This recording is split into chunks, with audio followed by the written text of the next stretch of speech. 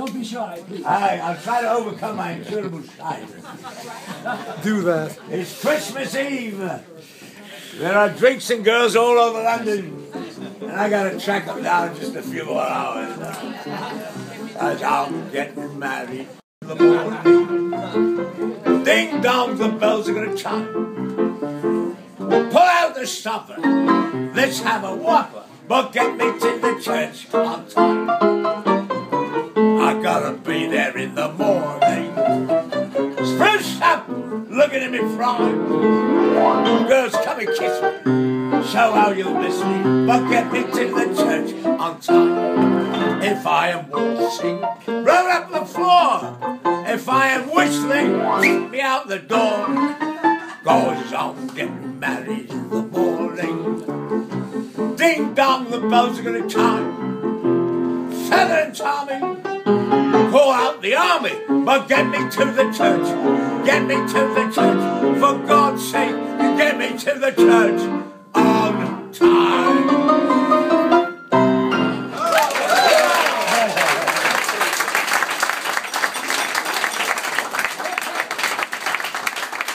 You know, over 100 years ago, 1897 to be precise, a girl named Virginia O'Hanlon, a little 8-year-old girl, had a problem. Now, she believed in Santa Claus, naturally, because he'd never disappointed her. But some of the kids in school said, there's no Santa Claus, so she came and said, Daddy.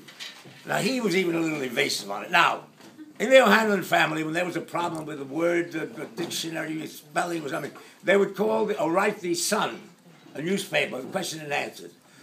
She said, Daddy, I'm going to write the Sun. He says, good idea, that'll give you the right answer. So, Virginia sat down and wrote the Sun. Now, the letter found its way into the hands of Francis P. Church.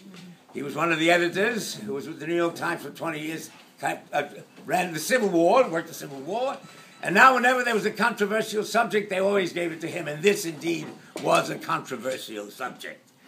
So he couldn't disappoint her, and he had to answer her question promisely, honestly, and promptly.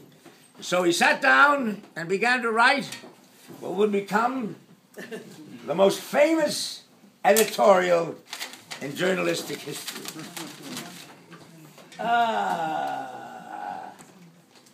Virginia, Virginia, here's this letter he has in his hand. Is there a Santa Claus? Virginia, your little friends are wrong. They've been infected by the skepticism of a skeptical age. They do not believe except what they see.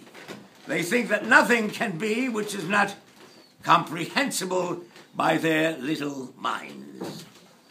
All minds, Virginia, whether they be men's or children's, are little in this great universe of ours. Man is a mere insect, an ant in his intellect, as compared with the boundless world about him. Yes, Virginia, there is a Santa Claus. He exists as certainly as love and generosity and devotion exists, and you know they abound and give to your life its highest beauty and joy. Excuse me. Alas, how dreary would be the world if there were no Santa Claus.